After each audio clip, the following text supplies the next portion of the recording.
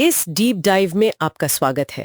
आज हमारे पास स्रोत के तौर पर रीतिकालीन कवि बिहारी लाल का सिर्फ एक दोहा है, बस 2 पंक्तियां। सिर्फ 2 पंक्तियां, लेकिन उनमें एक पूरा समंदर छिपा है। हाँ, और हमारा मिशन है उसी समंदर में गोता लगाना।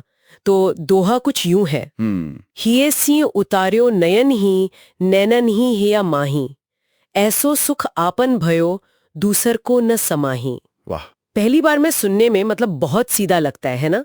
किसी को देखा और वो बस दिल में बस गया, कहानी खत्म। कहानी खत्म नहीं, मुझे तो लगता है कहानी यहीं से शुरू होती है। बिहारी यहाँ ये नहीं कह रहे कि देखा और प्यार हो गया। अच्छा, नहीं, वो एक पूरी प्रक्रिया दिखा रहे हैं कि यात्रा।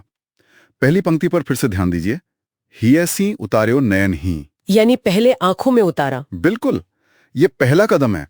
ये बाहरी दुनिया का आकर्षण है, देखना। अच्छा, तो ये कोई इंस्टेंट कनेक्शन नहीं है, बल्कि एक प्रोसेस है, आंखों से दिल तक का सफर। फिर वो कहते हैं नैनन ही हिया माही, सही, मतलब आंखों के रास्ते से दिल में बसा लिया। वाह, ये तो मैंने कभी ऐसे सोचा ही नहीं था कि इसमें एक रास्ता छिपा हुआ है। यही तो बिहारी की कला है।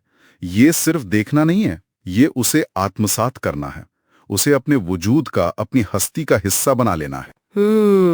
एक तरह से बाहर से भीतर की यात्रा। बिल्कुल, वो सिर्फ घटना नहीं बताते, उस घटना की पूरी यात्रा दिखा देते हैं। ठीक है, आंखों से दिल में उतारना, ये तो समझ आता है, पर जो अगली पंक्ति है वो तो इस सुख पर जैसे ताला लगा देती है ना? हाँ, ऐसो सुख आपन भयो, दूसर को न समाही। ये लाइन मुझे हमेशा से बहुत दिलचस्प लगी है। इतनी बड़ी खुशी मिली और आप किसी को बता भी नहीं सकते। और यही यही इस दोहे का असली जादू है। वो सुख इतना आपन, इतना निजी, इतना गहरा है कि उसे बांटा ही नहीं जा सकता। शब्द छोटे पड़ जाते हैं, मतलब वो एहसास ही इतना बड़ा है। हाँ, ये तो होता है, वो एहसास जब आप कुछ महसूस तो करते हैं, पर फोन पर किसी दोस्त को समझा नहीं पाते। बिल्कुल, बस यही कहते हैं, यार तुम होते तो समझते। बिहारी उसी अवर्णनीय, मतलब इनएक्सप्रेसिबल एहसास की बात कर रहे हैं। तो ये सिर्फ इश्क की बात नहीं है, ये तो वो एहसास भी हो सकता है जो जैसे कोई कमाल की कला देखकर होता है। सही पकड़ा, या पहाड़ों में कोई खूबसूरत सूर्यास्त देखकर। हाँ, जिसे आप महसूस तो पूरा करते हैं, पर उसकी तस्वीर या वीडियो वो उस एहसास का 1000वां हिस्सा भी नहीं दिखा पाते। एकदम सही।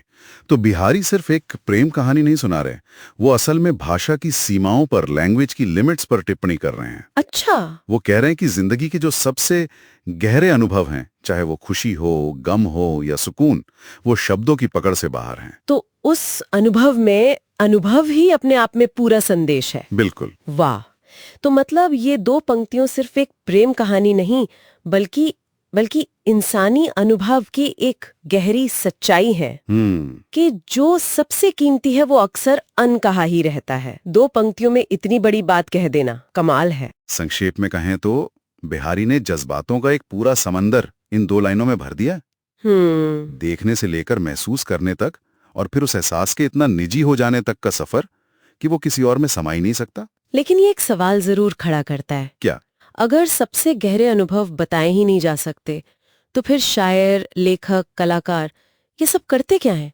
क्या वो बस उस एहसास को शब्दों या रंगों में पकड़ने की एक अधूरी कोशिश कर रहे हैं? शायद उनकी कोशिश उस एहसास को हूबहू बयान करने की है ही नहीं। तो फिर क्या है? शायद उनकी कोशिश हम सब के अंदर उस एहसास को जगाने की है। वो हमें बताते नहीं, हमें महसूस करवाते हैं। ये सोचने वाली बात है। और ये सोचने के लिए एक दिलचस्प ख्याल है, क्या किसी गहरे अनुभव को शब्दों में बयान करने की कोशिश कहीं ना कहीं उसके असर को थोड़ा कम कर देती है?